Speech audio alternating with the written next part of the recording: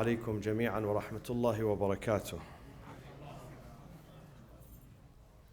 بسم الله الرحمن الرحيم. الحمد لله رب العالمين، والصلاة والسلام على أنبياء الله جميعا وعلى سيدهم وخاتمهم حبيب إله العالمين أبي القاسم المصطفى محمد.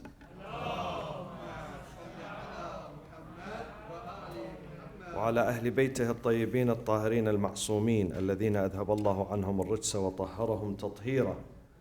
اللهم صل على محمد وآل محمد. So, in continuation of Surat Hud and the story of Hud himself, before him the story of Nuh. Tonight, inshallah, we conclude the story of Hud, and then we begin next week the story of another prophet, Salih, and after Salih, Shu'aib. And we familiarize ourselves with those prophets and their communities, and the reaction of their communities to the invitation of those prophets, which has some similarities to today's communities. Some communities who do not respond to the invitation of their scholars and leaders, so they bear some resemblance to the early communities. And Allah is giving us these examples so we learn and we see what happened to them. They did not continue their journey in this life. Despite their wealth, despite their even modernity at that time, they were very modern. Their cities were very unique cities. But then Allah says all these huge cities, they came to an end. Because when it is based on injustice, injustice would not continue. So let's read together the continuation of the story of Hud. أعوذ بالله من الشيطان الرجيم. بسم الله الرحمن الرحيم. إن نقول إلا اعتراك بعض آلهتنا بسوء قال إني أشهد الله وأشهد أني بريء مما تشركون من دونه فكيدوني جميعا ثم لا تنظرون إني توكلت على الله ربي وربكم ما من دابة إلا هو آخذ بناصيتها إن ربي على صراط مستقيم فإن تولوا فقد أبلغتكم ما أرسلت به إليكم ويستخلف ربي قوما غيركم ولا تضرونه شيئا إن ربي على كل شيء حفيظ. So here when he was inviting them to worship God and put an end to the worshipping of the idols, they rejected his invitation, as we said in the last session. قالوا يا هود ما جئتنا ببينة. We don't see any clear evidence that you are the messenger of God. What was the clear evidence to them? The clear evidence, you are not wealthy. We don't see you having billions of dollars. We don't see you have a huge army. You don't have a huge clan and family. These were the means of power and greatness and dominance to them. So they said, we don't see you. You claim that you are the messenger of God. But where is it? Show me. Where is your money? Where is your family? Where is your power? You are powerless. قالوا يا هود ما جئتنا ببينة وما نحن بتاركي آلهتنا عن قولك. Simply, we are not going to quit the worshipping of our idols just because you are telling us not to do so. وما نحن لك بمؤمنين. Don't waste your time with us. We are not going to waste our time and listen to you. We are not going to believe in you. إن نقول, we're going to tell you, Hud, we're going to tell you that you have a problem. The problem is not with us. We are very healthy. The problem is with you. إِن نَقُولُ إِلَّا اعْتَرَاكَ بَعْضُ آلِهَتِنَا بِالسُّوءِ. We're going to tell you that one of our deities, one of our gods, has smitten you with evil, has touched you with evil. Because you are against our idols and our gods, so they touched you with evil, smitten you with evil. قَالَ إِنِّي. When he heard what they're saying to him, they are making fun of him. They are being sarcastic with him. قَالَ إِنِّي أُشْهِدُ اللَّهِ. I bear witness. وَأَشْهَدُ أَنِّي بَرِيءٌ. And take you as witness. أَنِّي بَرِيءٌ مِمَّا تُشْرِكُونَ. I am quit of that which you ascribe to God as partners. مِمَّا تُشْرِكُونَ. مِن دُونِهِ. Apart from him. فَكِيدُونِي. So scheme against me. فَكِيدُونِي from kaid. Kaid means when you plot against someone, when you scheme against someone, when you conspire against someone. فَكِيدُونِي جَمِيعًا ثُمَّ لَا تُنظِرُونَ. So scheme against me, then altogether, and grant me with no respite. Scheme against me. So basically they said to him exactly what earlier prophets and later prophets were faced by their communities. Prophets before him and prophets after him. They've been told that they are madmen. They are crazy. They don't have any senses. Who have been put under a spell of one of their idols. The same accusation was forwarded to the Prophet ﷺ by the Meccans, by those who know him to be wise. For 40 years they knew that the Prophet is very wise. He speaks wisdom. In fact, they needed him. In certain cases they came to him, they said, we need your advice. We need you to tell us what to do. The story of the black stone, Hajar al-Aswad, when each tribe decided to put it somewhere. And then they said, and they had disagreement among them. Eventually they said, let's wait and see who comes first from this gate inside the mosque. And we will assign him the task. We will ask him. And then the Prophet ﷺ came. And they asked him. And he advised them to put the black stone, Al-Hajar al-Aswad, in its current place. But then, when the Prophet started his mission overnight, immediately, they started calling him names. Majnoon, Sahir, magician, insane, has been touched by these idols. So the Meccans also, they accused the Prophet of being mad and being possessed by the idols. My friends, every reformer, every person who wants to bring something new into the society, every reformer, every leader who wants to change the bad situation of his society and bring something new, some people would reject him. Some people would not accept him. Some people would accuse him of being insane, being majnoon, being possessed. This is the story from day one until now, until the end of the time. So if that leader, if that person is not strong, does not have self-confidence, he's going to lose his case. You have to be ready to face these accusations. And the Prophet was ready, of course. The Prophet did not give up.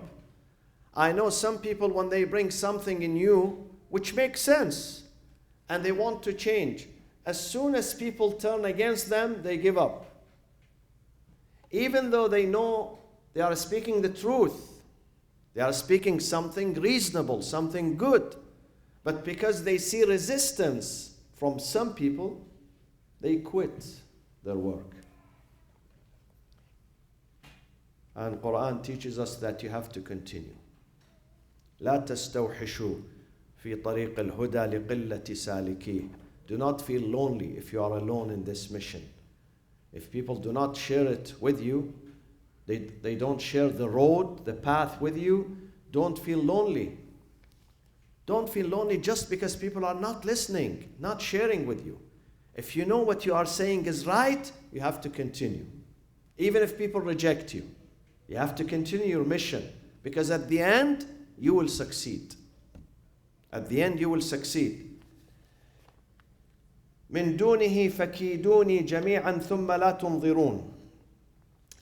Now Hud was telling them, if you think that your idols are going to touch me and possess me and hurt me, not only I don't fear your idols, because I know your idols are useless and worthless. They cannot help themselves, let alone helping others. Neither they can harm themselves, let alone harming others. Even if you, my community, you want to turn against me, I would not be fearful of you.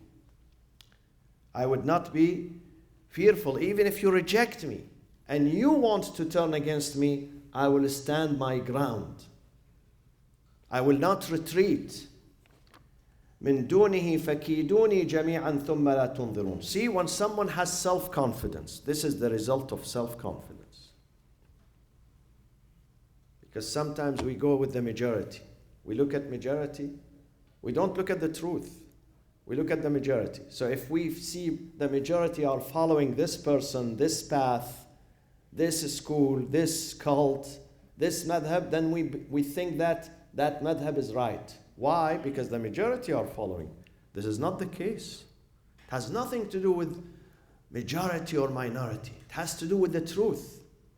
It has to do that you have to investigate and find out about the truth. So the truth could be followed by minority or it could be followed by majority. Don't look at numbers.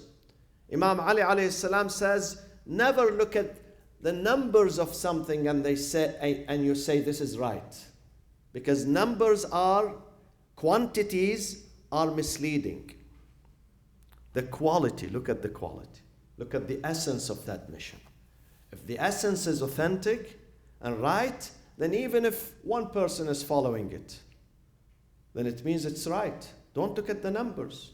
Show me where in the history of the prophets, which prophet had a huge number of followers? Which prophet? Even our Prophet Muhammad sallallahu alaihi wasallam, when he died, the majority of the Muslims were not loyal to him. They did not stay loyal to his will. They didn't. وَمَا مُحَمَّدٌ, this is not me, this is this book. Al-Imran, وَمَا مُحَمَّدٌ إِلَّا رَسُولٌ قَدْ خَلَتْ مِنْ قَبْلِهِ الرُّسُلُ أَفَإِن مَّاتَ أَوْ قُتِلَ انقَلَبْتُمْ عَلَىٰ أَعْقَابِكُمْ وَمَنْ يَنْقَلِبْ عَلَىٰ عَقِبَيْهِ فَلَنْ يَضُرَّ اللَّهَ شَيْئًا وَسَيَجْزِي اللَّهُ الشَّاكِرِينَ. Even the Prophet. Don't look at numbers. Look at the quality. Then Hud alayhi salam says, إِنِّي تَوَكَّلْتُ عَلَى اللَّهِ رَبِّي. What a beautiful sentence. This should be our weapon in this life. Tawakkul, putting your trust in God. Being dependent on God. Depend on God.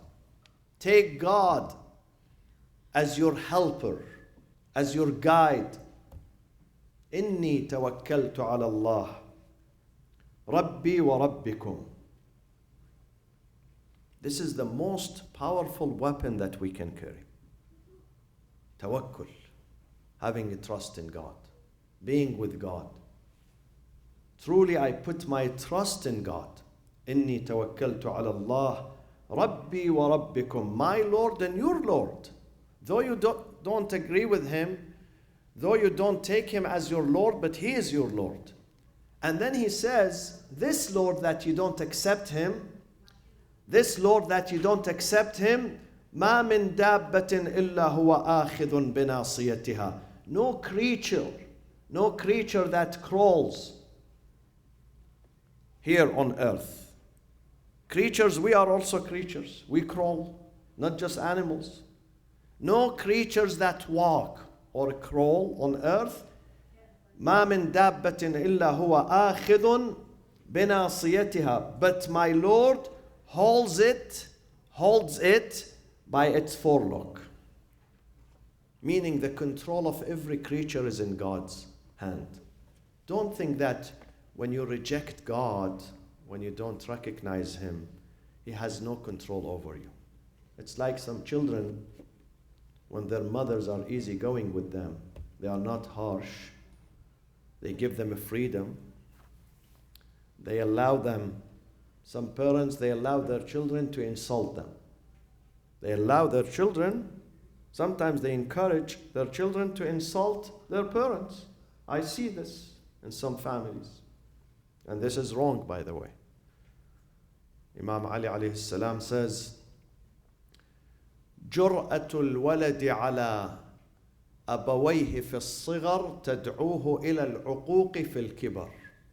If you allow your son and your daughter to disrespect you while they are little, if you allow them to do that and you smile and you tell them, Ahsant, wow, what a beautiful son I have, mashallah, habibi. Yeah, say more, yeah. Swear at me, it's okay. If you do this, تدعو إلى العقوق في كبره. This son and this daughter are going to turn against you when they get young, when they get teenagers. They'll do more harm and more disrespect to you because you taught them. You did not teach them discipline. Children have to be, if you love your son, you have to teach him discipline and respect. A son and a daughter who do not respect their parents are not going to respect anyone. Tomorrow they go to school, they disrespect the teacher, the principal of the school. Then they disrespect their neighbors. They disrespect their co-workers. They come to the mosque, they disrespect people in the mosque. It has to do with tarbiyah, the way their parents taught them. If they taught them once they were young to respect their parents, then they're going to respect others too. But if they disrespect their parents, they are not going to respect anyone else. So here, ما من دابة إلا هو آخذ بناصيتها. There is no creature in this life, but God is control them by their nasiya. Nasiya, forelock, the forehead. God is controlling. God is in charge. Even though you don't accept God, but you cannot change the reality. You cannot change the truth. You cannot change the fact.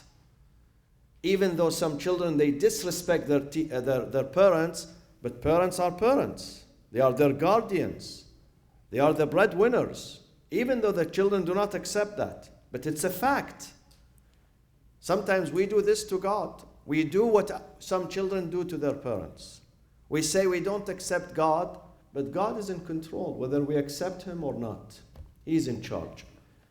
ما من دابة إلا هو آخذ بناصيتها. Nobody can resist God. One of the most beautiful names of God, which nobody can share this name with Him, and this character and this attribute with Him, is Al-Qahhar. What does Al-Qahhar mean?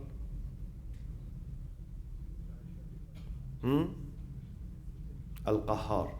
Al-Wahid Al-Qahhar. What is Al-Qahhar? Al-Qahhar means, the true meaning of Al-Qahhar means irresistible. Nobody can resist God. You can resist everything in this universe except God. No government, no defense ministry, no missiles, no bombs, no weapon can resist God, the power of God, the will of God. When God wills to do something, no one can stand in His face. No one can say no to God. Al-Qahhar. He is the only power in this universe, who is irresistible. You can resist anything except God. Accept the power of God and the majesty of God and the will of God. ما من دابة إلا هو آخذ بناصيتها. إن ربي على صراط مستقيم. Listen to me. It means that even if God gives some respite to some people and He does not punish them immediately for their crimes, that does not mean God is unable to punish them.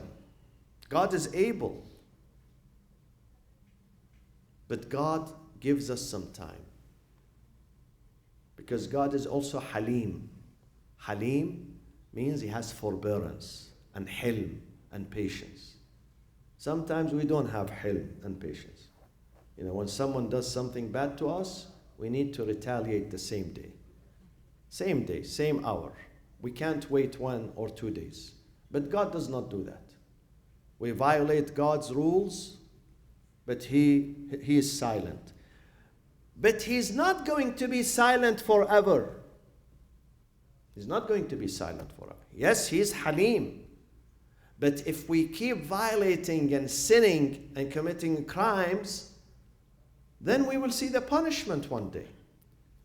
He will come after us one day. No one can run away from His government. No one can run away from His jurisdiction. You know, when I was a child, sometimes we used to see cowboy movies back in the... We go to the neighbor's house. My father did not allow television in our home because it's shaitan. So we had to sneak when he takes a nap after lunch, one after the other. Secretly, we go to our neighbor's house and they allow us to see some Western movies, you know, black and white televisions back in the 70s. And one of them, actually, John Wayne was playing in these movies. So when I came to America and I saw the airport here, John Wayne, I remember these movies, Western movies. So in these movies, they sometimes show that some criminals, when they kill cowboys, they run away to Mexico. So once they enter Mexican territories, then the sheriffs cannot chase them because that's a different country, different jurisdiction. So they are in peace, aman, they go to Mexico. Even now, some criminals, they run away, they go to Argentina, Brazil, they change their names, identity. They can hide. You can do this with governments, with the FBI, with the court system, but you cannot do this with God. Wherever you go, God is after you. One day, someone came to Imam al-Sadiq. He said to him, committing sin is very tempting to me. Sometimes I'd love to commit a sin. So what is your advice? Imam did not say to him, don't commit a sin. Imam taught him a general rule, which makes a lot of sense.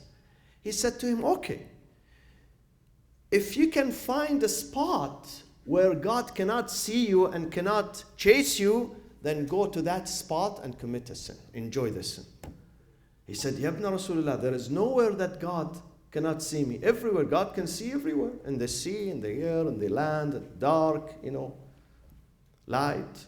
He said, then don't do it. You answered yourself. You answered yourself. God is everywhere.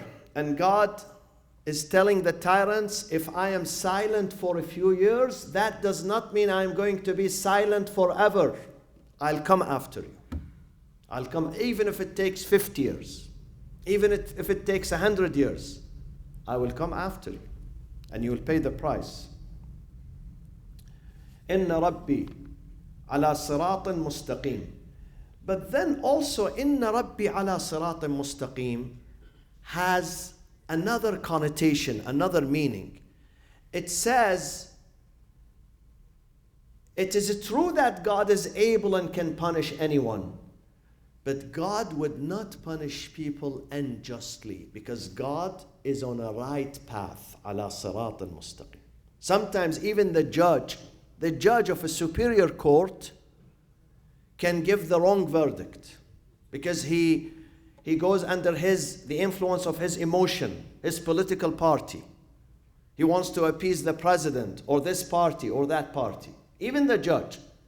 But God is under the influence of nothing. God is under the influence of rahmah and mercy and forgiveness. So when he punishes someone, his punishment is based on justice. Ala Surat al-Mustaqim. It's not based on revenge. God does not take revenge. God does not have personal conflict with anyone.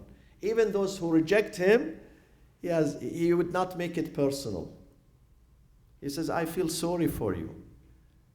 I'm not waiting for your prayers and your fasting. You are not doing me a favor when you pray and you fast. You are doing yourself. You are doing yourself a favor when you worship me. I'm not benefiting. يا عبادي ما خلقتكم لأربح عليكم ولكن خلقتكم لتربحوا علي. O my servant, my people, I did not create you to make business out of you, to profit out of you. I created you so you take advantage of me. You take advantage of your Lord, not vice versa. God is in need of no one. And then let's go to 57 and we conclude. فَإِن تَوَلَّوْا فَقَدْ أَبْلَغْتُكُمْ مَا أُرْسِلْتُ بِهِ إِلَيْكُمْ. If they turn away from you, if this community, despite what you are telling them, in a nice way, in a humble way, in a compassionate way, if they decide to turn away from you, فَإِن تَوَلَّوْا فَقَدْ أَبْلَغْتُكُمْ مَا أُرْسِلْتُ بِهِ إِلَيْكُمْ. I have delivered into you the message wherewith I have been sent by God. I did my job. God sent me as a messenger, Rasul, to deliver an important letter to you. And then I leave the result with you. Whether you accept or you reject, this is your business, not my business. وَيَسْتَخْلِفُ رَبِّي قَوْمًا غَيْرَكُمْ. This is very powerful. My Lord, if you don't listen to him, will cause you to be succeeded and replaced by a people other than yourselves. And this term came in the Quran in different places in the Quran. That if someone rejects God, God is not going to lose anyone. God is going to fill this vacuum of this rejection with someone else who's going to accept God. I saw this when I went to Pakistan recently. I was inspired and very impressed by this nation of Pakistan. Believe me, when I see their mosques, when I see their commitment to memorize the Quran, this book. Pakistanis, they speak Urdu or other languages, but they love this book. The way they read this book, very fluent, very beautiful. I said in my heart, Arab nations, they don't care about this book. They neglected this book. Arab nations are good at belly dancing, mashallah. Have you seen Egyptians and others, Even women with hijab, they dance in the middle of the street. They deserted this book. So Allah said, I will replace you. You are not going to hurt me. You don't want to believe in this book? No problem. Go and dance. I'll bring other nations who will honor this book and follow this book. And they are going to be the winners and you are going to be the losers. So Hud said this to his community. If you want to reject me, no problem. This is your choice. But you have to know that God is going to replace you with other nations who are going to worship God and accept God. وَيَسْتَخْلِفْ رَبِّي قَوْمًا غَيْرَكُمْ وَلَا تَضُرُّونَهُ شَيْئًا. You are not going to hurt God when you reject him. You are not going to hurt him. وَلَا تَضُرُّونَهُ شَيْئًا إِنَّ رَبِّي عَلَى كُلِّ شَيْءٍ حَفِيظٌ. Indeed, truly, my Lord is a watcher over everything in this universe. اللهم اغفر للمؤمنين والمؤمنات والمسلمين والمسلمات الأحياء منهم والأموات تابع اللهم بيننا وبينهم بالخيرات إنك مجيب الدعوات. Please invite your young ones, please, to join this youth camp, which is August 3rd. And Ali Muhammad, our young leader, energetic leader, he says, the youth camp has been reduced. The price has been reduced to $270 from $290 until Saturday. Saturday tomorrow? The day after tomorrow, so they have 48 hours. So if they register, they're going to get discount from $290 to $270, $20. But Saturday and Sunday is World Cup. Don't forget. So, yeah. Yeah, they register, electronically. So please invite them to register if they are youth, 15, 16 and up in this camp. If they are junior, 14 and younger, in this one, inshallah. Yes. So yes. And we need the sponsors for the camp. Please, we need the sponsors. If you are sending one son, you can pay for two. Because there are people who it's difficult for them to afford. And we need to bring those young ones. They should not be deprived from learning and fostering relationships with their friends, Muslim friends. So you will earn a huge thawab, inshallah, and reward from God when you sponsor one or two people to come to the camp, inshallah. Allahumma aghfir lil mu'minina wal mu'minat wal muslimina wal muslimat الأحياء منهم والأموات تابع اللهم بيننا وبينهم بالخيرات وعجل في فرج إمامنا وسيدنا صاحب العصر والزمان وإلى أرواح المؤمنين والمؤمنات نهدي للجميع ثواب الفاتحة مع الصلاة على محمد وآل محمد.